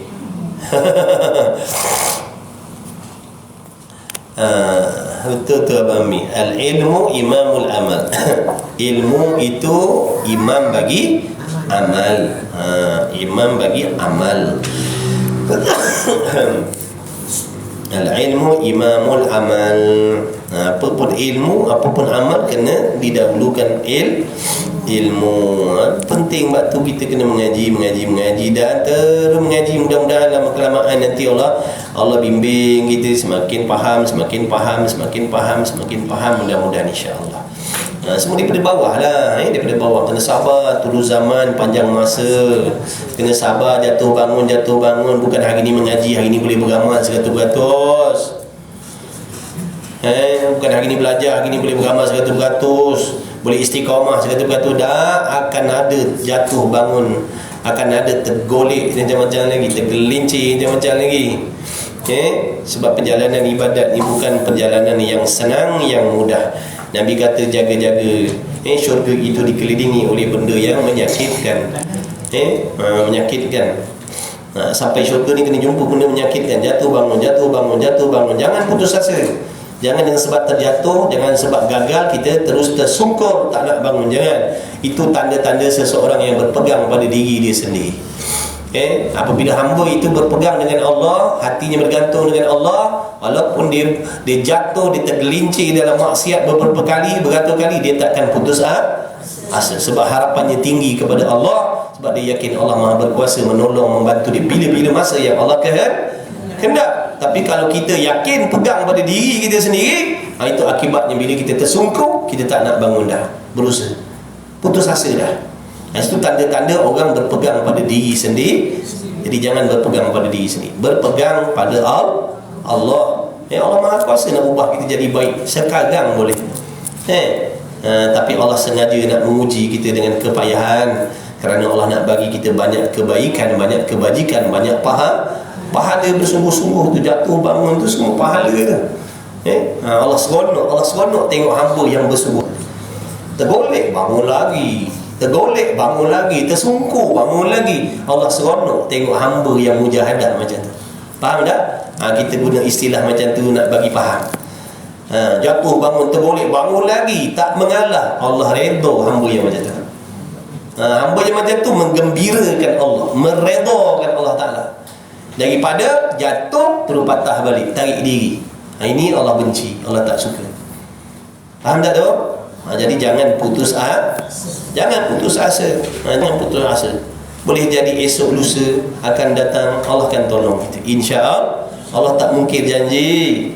Allah tak mungkir janji. Yakinlah akan datang pertolongan Allah. Tapi Allah nak tengok kita bersungguh, kita setara mana. Kemudian yang keenam, tips mengumpat yang diharuskan. Bahawa ada ia menzahirkan akan kejahatannya, maka harus disebutkan kejahatan yang dizahirkannya itu. Bahawa ada ia menzahirkan kejahatannya, maka harus disebutkan kejahatannya yang dizahirkannya itu. Baik, itu maksudnya tadi Maknanya mengumpat pada orang yang tertentu dengan niat yang tertentu. Kalau saja-saja tak ada niat apa-apa, tak ada niat nak ambil tindakan ke, supaya ambil tindakan ke, supaya nak mengetahui hukum ke, nak minta fatwa hukum ke, tak, semata-mata nak bagi tahu, itu mengumpat yang hukumnya haram, dosa besar. Jangan jangan. Dan ketahui olehmu bahawasanya ubat yang menegahkan daripada mengumpat itu, ni ubat dia, ubat mengumpat ni mengumpat ni penyakit. Mengumpat ni satu penyakit yang berbahaya daripada penyakit kanser lagi. Kanser apa? Dalam tubuh badan kita ni, kalau anggota ni kanser apa yang paling berbahaya? Mengumpat lebih dahsyat bahaya daripada tu lagi. Mengumpat lebih bahaya daripada tu lagi. Jangan kita biarkan penyakit mengumpat ni merosakkan kita, mematikan hati kita. Jangan. Kerana bertindak. Kalau tubuh badan kita ni sakit, cepat-cepat cari doktor, cari ubat. Kalau sesama cari ubat, demam cari ubat. Mengumpat ni lagi-lagi cepat lah kena cari ubat dia. Tapi bukan ke hospital. Majlis ilmu. Nak ubat penyakit mengumpat ni, nak cari penawar penyakit mengumpat ni, bukan cari doktor kat hospital no. Hospital kerajaan swasta ke, bukan. Kena cari guru, tok guru, pergi jumpa, faham? Kita tengok tu hospital Melaka tengok, punyalah ramai orang sakit. Betul tak? Hospital kerajaan yang bayar pun, hospital bayar pun penuh orang. Bayar tu penuh orang. Sebab apa? Nak sembuh dari penyakit. Betul tak, Cik? Masjid surau kosong je. Tempat nak menyembuhkan penyakit rohani, tak ada pun orang nak datang. Peri aja pun. Tak payah masuk insurans pun. Datang free je. Boleh tahu macam-macam ubat untuk menyembuhkan, ikhtiar nak menyembuhkan penyakit ibadat kita ni. Malah ibadat tak seronok, ibadat benci, ibadat tak ikhlas, macam-macam lah. Hasad, dengki, ujub, riak, takabur, sum'ah, dendam, sangka jahat, macam-macam lah. Ni ubat dia ada kat masjid surau tu, dalam majlis ilmu. Tapi tak ada orang nak datang pun. Tak ada pun nak kena ambil nombor giliran pun. Nampak tak? Kalau penyakit zohir ni kan, yang ambil nombor giliran, berat tu. Tapi penyakit hati tak ada pun sampai kena ambil nombor giliran. Sebab kita manusia ni tak takut dengan, lebih takut kecelakaan dunia daripada kecelakaan akhirat. Sebab kecelakaan dunia ni nampak dengan mata ni, nampak dengan mata ni. Tapi kecelakaan akhirat tak nampak, kecuali dilihat oleh mata hati. Tapi masalahnya pula mata hati kita buta. Mata hati kita buta, mana nak nampak kecelakaan yang dahsyat yang menunggu kita dalam kubur tu. Sebab tu kita tak bertindak. Kalaulah seandainya Allah bukakan mata hati kita ni, boleh nampak celaka yang menanti kita dalam liang lahat tu, sebab kesalahan, kemaksiatan, kesakitan hati kita ni, hasad, dengki, ujub, riak dan sebagainya ni, dah tentu. Macam mana kita tengok orang ramai di hospital kerajaan swasta dan sebagainya tu, begitulah kita akan tengok orang kan berbondong-bondong datang ke masjid surau cari ubat. Kalau nampak, mata hatinya nampak kecelakaan yang tunggu dalam kubur tadi tu.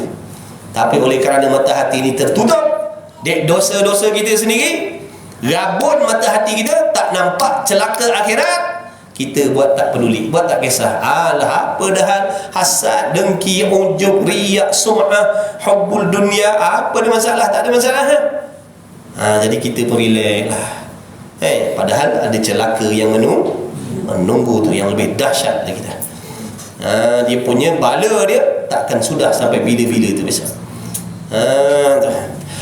Sebab tu ulama pesan supaya kita ni banyak berzikir, banyak bersolawat, supaya membersihkan hati, banyak baca Quran, berzikir, beristighfar, bertaubat, supaya membersihkan hati ni, supaya mata hati ni jadi cerah, jadi nampak, jadi celak, supaya tembus pandangan sampai ke akhirat tu, supaya nampak celaka akhirat tu, celaka dalam kubur tu, supaya bila nampak nanti kita akan bertindak. Oh, tak boleh jadi ni, ini bahaya ni, kalau aku tak ubat penyakit ni, habislah aku, memang celaka jahanam lah jawabnya. Itu bagi orang yang mata hatinya dah nampak. Bagi orang yang tak nampak, dia tak peduli. Macam tadi, ceritalah mengumpat, membinasakan amal. Penat, bodoh aja kita beramal ibadat, bertahajud tapi mengumpat tak berhenti. Kita buat tak tahu ya. Tak ada apa.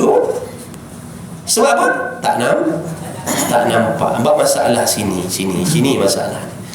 Hati kita ni masalah. Hati kita ni rabun, penuh dengan dosa dan maksiat. Jadi kena usaha, kena usaha dah. Minta doa sambil kita usaha, kena berzikir banyak, istighfar banyak, taubat banyak-banyak.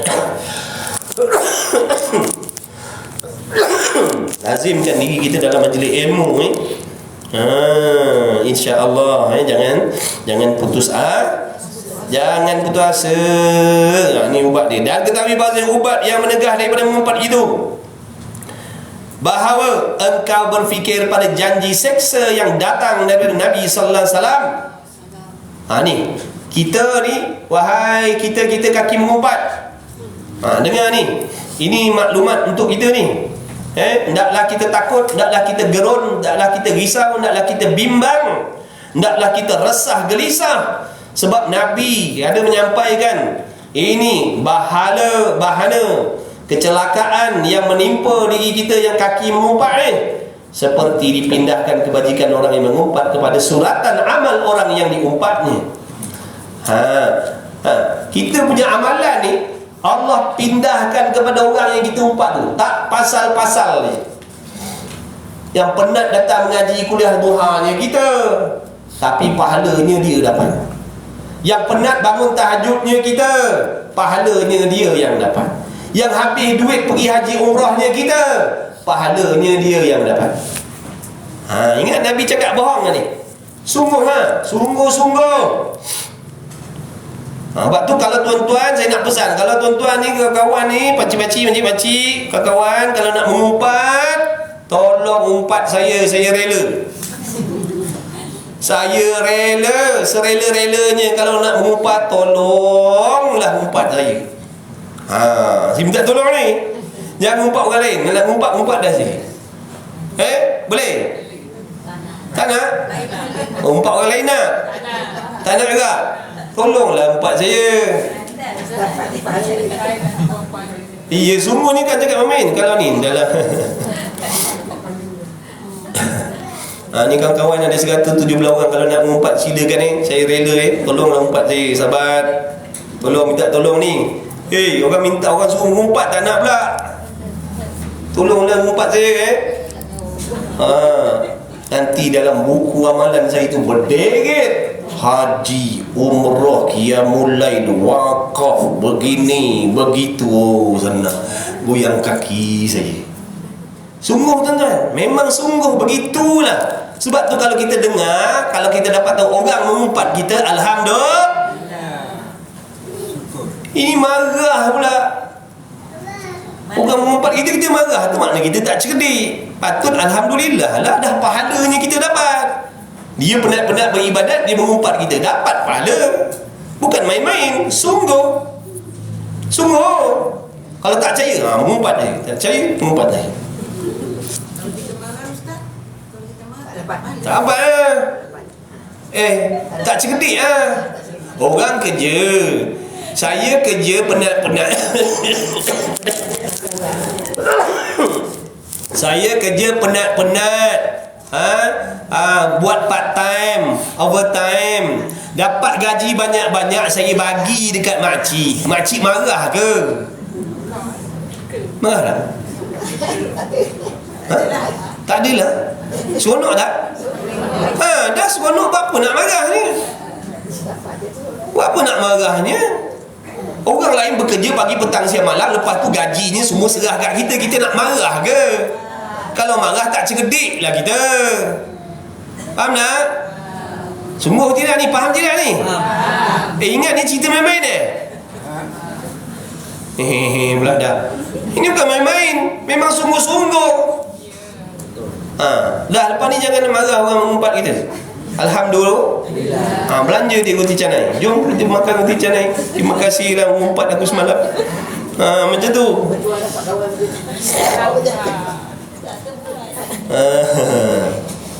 Tapi cakap senang, tapi nafsu kata tak boleh ustaz. Apa nak umpat saya rela. Tu dah ramai yang suka mengumpat dah tu, suka ramai yang diumpat dah, ramai yang rela dah tu. Tapi memang sungguh lah begitu sahabat. Memang sungguh begitu. Ustaz, saya berbual dengan ini dengan A. Katakan perbuatan yang sisi tak, kita tak setuju, itu dinamakan mengumpat. 2 kali 5. Kecuali kawan kita tu kita cakap supaya kawan kita pergi tolong betulkan dia. Tak? Kita cerita pasal sisi Kita perangai gini.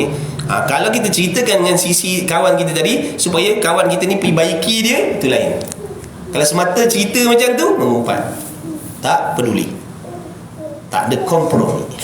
Faham Ini Ustaz, saya tanya. Katalah orang tu dia yang menyebabkan kita berkata-kata dalam hati. Macam kita nampak pakaian dia dalam hati, dan kita tak cakap orang, tapi dalam hati kita kata, kenapalah dia pakai macam tu. Itu kira macam mana Ustaz? Itu kita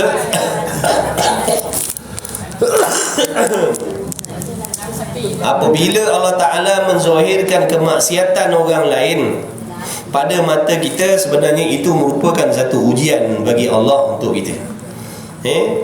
Kalau kita mengetahui bagaimana kesusahan, kepayahan seseorang untuk mengeluarkan diri daripada dosa dan maksiat, macam kita, pernah tak kita buat maksiat? Senang tak kita nak tinggalkan maksiat? Susah, tanpa pertolongan Allah. Maka begitulah orang yang ada depan mata kita dah. Faham tak? Adakah kita sombong ataupun kita mendoakan supaya dia mendapat hidayah dan pertolongan daripada Allah? Itu orang yang faham. Orang yang tak faham, dia akan kutuk, dia akan doakan yang jahat-jahat. Nampak tak? Bagi orang yang faham, dia akan doakan yang baik. Ya Allah, bagilah taufik kepada dia, beri kekuatan supaya dia boleh meninggalkan perbuatan maksiat dia tu. Macam kita ni bila duduk zaman maksiat, nak berhenti payah. Kalau Allah tak tolong, takkan dapat tinggalkan, minta ampun maaf lah, tuan-tuan. Jadi Allah dah didik kita, Allah didik kita, Allah bagi kita rasa duduk bergelumang dengan dosa dan maksiat supaya kita mengerti betapa kita ni berhajat, bergantung kepada pertolongan Allah untuk menyelamatkan diri daripada maksiat. Begitulah orang lain. Begitu orang lain. Sebab tu orang yang memahami, dia takkan mudah mencela. Bahkan dia akan mendoakan, sebab dia dah tahu, dia tahu betapa susahnya nak meninggalkan maksiat. Kadang-kadang dirinya nak, tapi tak dapat pertolongan Allah. Nampak tak? Macam kita nak berhenti, tapi tak boleh nak berhenti. Tapi bila datang pertolongan Allah, dengan mudah dia tinggalkan. Itulah juga orang lain. Jadi kemaksiatan yang Allah zahirkan pada mata kita ni, itu sebenarnya ujian. Nak melihat adakah kita sombong dengan ketaatan kita, ataupun kita bersifat macam mana. Ada sifat belas kasihan, mengerti dan memahami, lalu kita mendoakan, ya Allah beri taufik, ya Allah, supaya dia meninggalkan. Beri taufik, bagaimana kau beri taufik kepada aku boleh meninggalkan maksiat, begitulah juga berilah taufik kepada mereka. Sebab mereka dulu dalam keadaan begitu kerana tidak mendapat taufik daripada Allah. Dan kita ni pun boleh bertukar sekelip mata. Besok kita boleh jadi lain dah bila Allah ambil balik. Betul? Jadi orang-orang yang bila Allah Ta'ala zahirkan kemaksiatan depan mata kita tu, Allah nak uji kita. Jadi jangan bersangka jahat. Jangan bersangka jahat, doakan yang baik-baik. Doakan yang baik-baik. Begitu. Dia akan, Allahumma salli ala Muhammad. La haula wa la quwwata illa billah.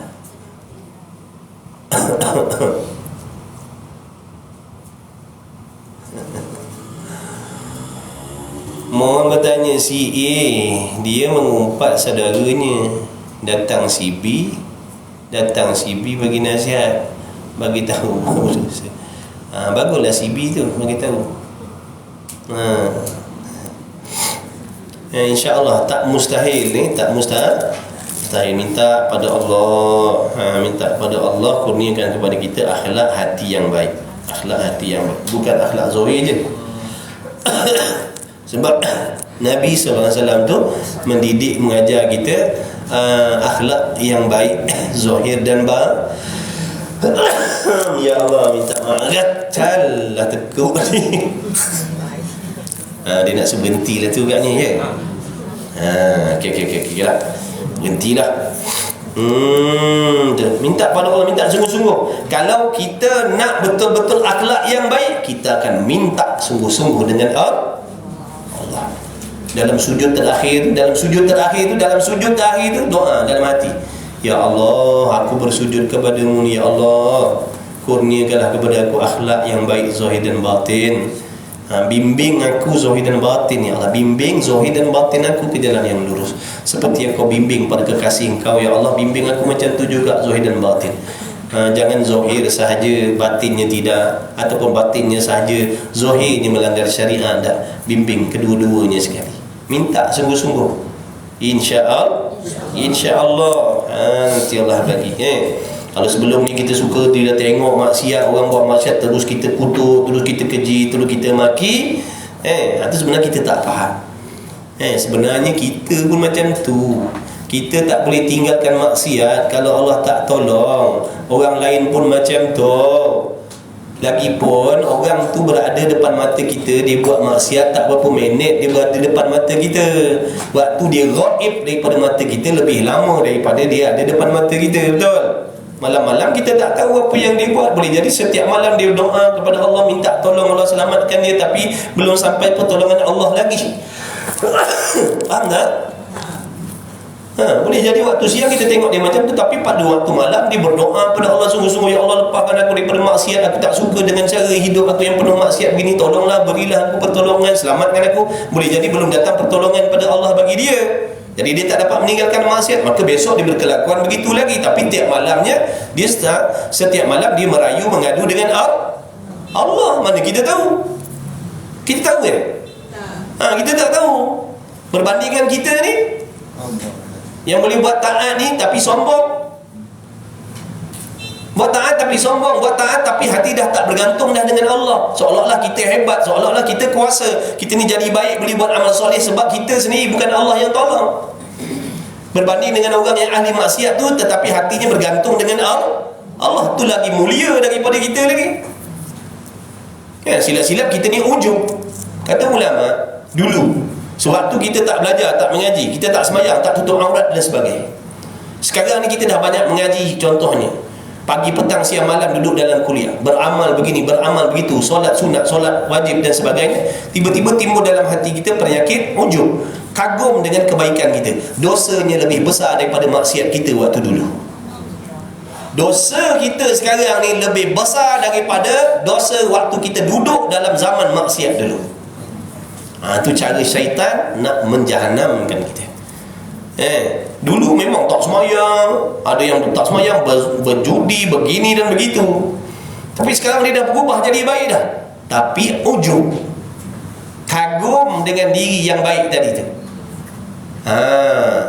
Silap takabur, memandang orang lain yang duduk dalam maksiat tadi jahat, keji dan sebagainya, padahal dulu dia pun begitu juga. Dosa dia sekarang ni lebih besar daripada dosa di zaman maksiat dulu. Na'udzubillah min zalik. Jadi hati-hati. Syaitan duduk menipu. Dia banyak perangkap dia nak menjahanamkan kita. Jadi mudah-mudahan Allah bagi kita ni sabar. Sabar tu maknanya tahan lidah kita. Memang kalau boleh nak cerita lagi hal orang ni, sabar, tahan maksudnya. Ingat dosa tadi tu. Ingat ni Nabi kata ni ubat ni. Yang pertama, kebajikan kita Allah akan pindahkan. Kena ingat, sebelum mengumpat yang diharamkan tadi, kena ingat ni. Ini janji ni Nabi bagi tahu ni. Allah akan pindahkan segala kebaikan kita. kosong buku amalan kita, kosong. Transfer habis. Haji tak haji, maka tilik olehmu akan sedikit kebajikan kau. Lepas tu pandang diri kita ni, dahlah kebajikan kita sedikit, tiba-tiba nak pindah pula pada orang, nak bagi orang pula. Dan banyak umpat engkau, mengumpat kita banyak pula. Kemudian tilik olehmu akan kecelaan kau. Tilik diri kita ni, kelemahan kita. Kita pun banyak kelemahan juga, banyak dosa juga, banyak aib juga. Cuma Allah tolong tutup. Maka berbimbang engkau dengan diri engkau lebih baik daripada berbimbang dengan diri orang lah. Baik kita sibukkan diri kita ni yang banyak dosa maksiat hati tak baik-baik ni. Sembahyang tak tahulah berapa puluh ribu rakaat, ratus ribu rakaat dah, tapi tak baik-baik pun hati kita ni. Baik kita uruskan hati kita, baik kita baiki hati kita, baik kita ubati penyakit hati kita daripada heboh menceritakan dosa dan kemaksiatan. Dosa orang takkan sampai azabnya kepada kita. Sejahat apa pun orang tu, dia berzina, dia minum arak, dia berjudi, tu dosa takkan sampai pada diri kita, azabnya takkan sampai pada kita. Tapi dosa yang kita buat sendiri akan sampai azabnya pada diri kita sendiri. Jadi tak payah nak heboh dosa orang. Tak payah nak heboh dosa orang ni. Tak terurus lagi ni diri kita ni, hati kita ni tak terurus. Hati tak sihat-sihat, hati tak baik-baik lagi ni. Hati kita ni semua ni, hati kita ni ujub, syok sendiri, perasaan baik, itu semua penyakit tu. Semua penyakit tu. Tak ada rasa takut dan bimbang nak mati, dalam keadaan tak ada amalan, solat tak khusyuk, tak peduli. Ada ilmu tapi tak beramal, mulut kita tak berakhlak lagi, telinga kita tak berakhlak lagi, kita berasa tak kisah, tak peduli, padahal ini semua kecelakaan ni. Baik kita hebohkan diri kita. Orang lain kalau nampak dapat tahu dengan contohnya dosa maksiat, doakan ya Allah, ampunkan dia, bagi taufik hidayah. Lepas tu kembali balik menyibukkan diri. Tak payah nak layan, nak soal selidik, nak cari gali dosa maksiat orang. Jangan. Ni diri kita ni, masa dah lepas ni dah 10 tahun ni. Masa yang dah lepas dah 10 tahun. Yang tinggal ni boleh jadi 2 hari lagi tuan-tuan. Yang dah lepas 50 tahun, 60 tahun, 70 tahun. Yang tinggal boleh jadi sehari je lagi. Kita tak tahu. Jadi tak payah nak heboh orang lah. Tumpukan perhatian kita kepada alam barzah kita, persiapan bekalan mati kita sendiri. Sebab orang lain jangan harap, kata tu, jangan tunggu, jangan harap kebaikan orang lain, jangan. Itu tak pasti lagi. Kita kena usaha cari bekalan kita yang terbaik. Bila ada, harap ada, andai kata ada datang kebajikan daripada orang lain, alhamdulillah. Kalau tak ada pun alhamdulillah. Dah ada bekal sendiri, orang lain tak hantar pun tak ada masalah. Betul? Jadi takut-takut kita harap pahala anak. Kita punya kita tak peduli, masuk dalam kubur, dengan anak pun tak boleh harap, dengan kita habislah. Siapa nak tolong? Tak ada orang boleh tolong tuan-tuan. Tak ada orang boleh tolong. Terimalah azabnya, na'udzubillah min zalik. Jadi sementara ada kesempatan, marilah sama-sama kita usaha perbaiki diri kita masing-masing. Belum terlambat lagi. InsyaAllah. Ingat tu, jangan mengumpat. Kalau nak mengumpat saya. Wallahualam. Bismillahirrahmanirrahim. Dengan berkat majlis ilmu kita pada pagi ini, mudah-mudahan sekalian yang hadir yang mengikuti, masuklah ibu bapa kita, anak bini kita semuanya, suami dan sebagainya, mudah-mudahan diampunkan dosa oleh Allah Subhanahu wa taala. Mudah-mudahan kita senantiasa mendapat bimbingan Allah Subhanahu wa taala zahir dan batin kita. Mudah-mudahan Allah tidak meninggalkan kita. Mudah-mudahan Allah Ta'ala sentiasa peduli dengan kita. Mudah-mudahan Allah Ta'ala sentiasa memilih kita, mengajak kita, mendekatkan kita, hati kita serta anggota kita di dalam majlis ilmu. Mudah-mudahan Allah menyibukkan hati, fikiran dan anggota kita berbimbang dengan amal-amal akhirat.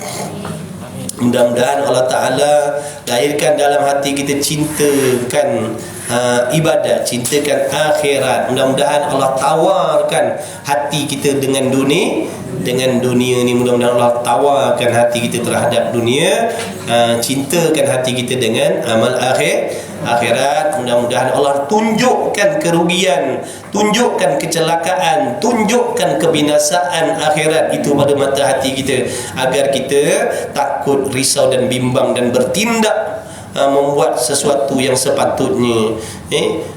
Mudah-mudahan Allah Ta'ala panjangkan umur kita semuanya, insya-Allah diberi umur yang berkah, diberi rezeki yang halal lagi berkah, dilahirkan di kalangan kita anak-anak yang soleh, yang solehah, cucu cicit yang soleh, bertakwa, berjaya dunia dan akhirat.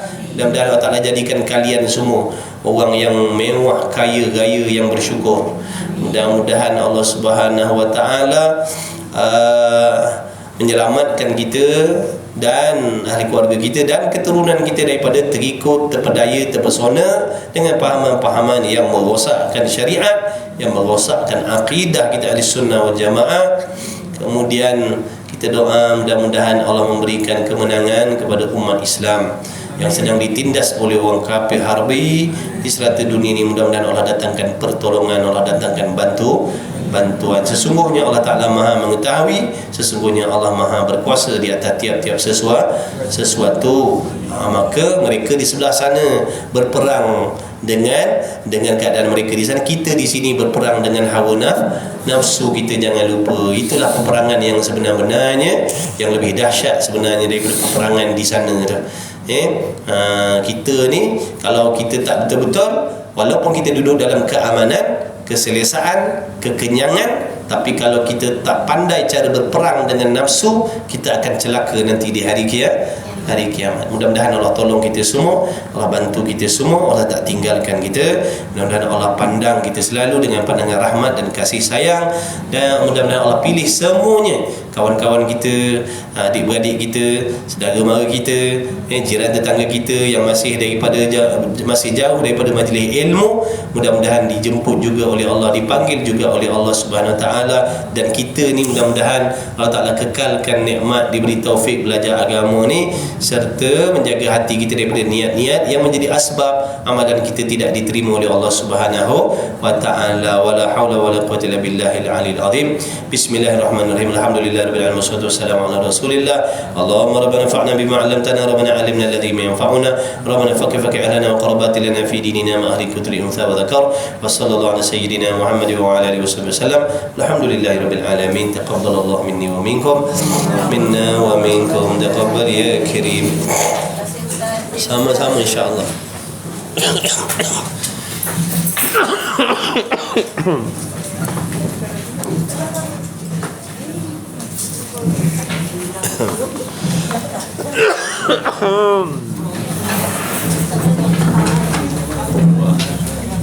kasih Cik. Satu lagi Cik insya-Allah. Alhamdulillah, sama-sama. Sama Cik. Jumpa lagi Cik. Jumpa lagi insya-Allah. Amin ya Rabb. Dan sihat afiat insya-Allah. Ustaz, rumah mengayu kedua. Saya Rabu. Misbah Muni. Ulangan kali kedua kat sini. Sebab banyak pelajar baru. Datanglah. InsyaAllah. Malam pagi 9:30 pagi. Salam. Rumah ngaji Melaka tak cukup 4 duduk. Soalan tak cukup 4 duduk. Dia duduk bawah.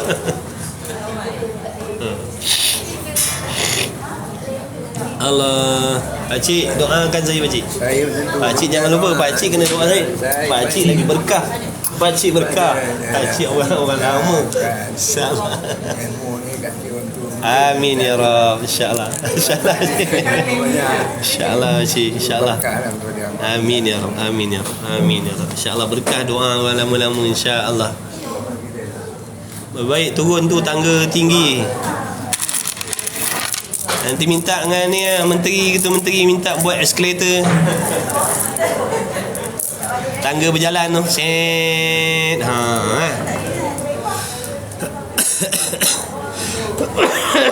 Boleh. Selamat berehat, selamat menjalani.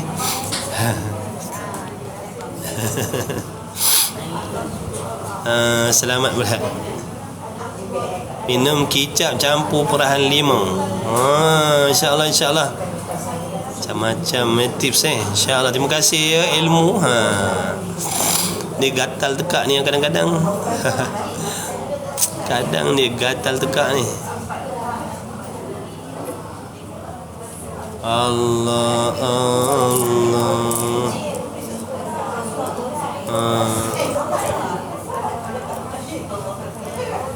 La haula wala quwwata illa billahil aliyyil.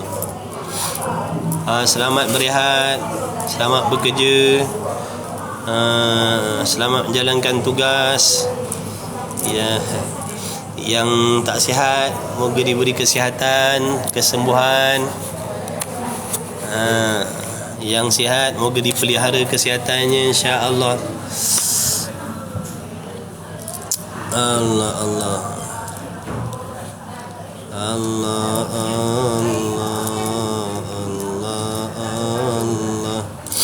malana maulan siwa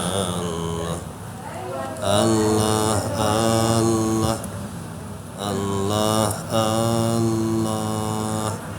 malana maulan siwa. Baik. Kak T berniaga, Kak T. Baik. Selamat semuanya. Selamat berehat. Untuk sidang kita insya-Allah. Untuk sidang, lama tak jumpa untuk sidang lah. Berapa orang mengaji Quran tu? 2 orang je. Oh, dua. Niaga. Oh, baru je balik niaga. Alhamdulillah Kak. InsyaAllah moga murah rezeki selalu Kak.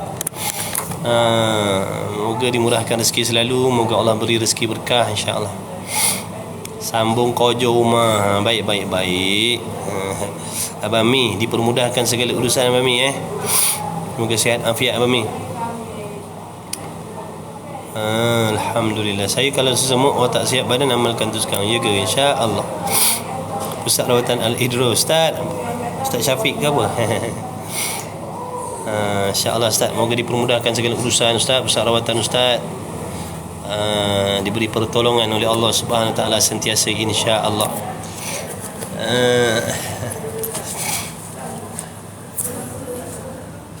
Sama-sama Abang Mi. Cuaca sana macam mana bang? Cuaca sana hujan tak? Jom balik. Ya Rabbi. Negeri 9 hujan tak? Negeri 9 hujan ni. Sini mondong bang, mondong. Tak, saya transfer ni. Boleh. Tak sempat draw tadi lah. Tak apa. Boleh. Okay, thank you. InsyaAllah.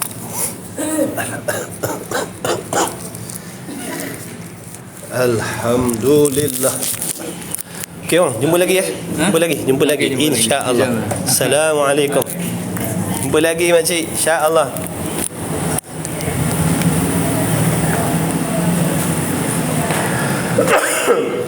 Ya Karim.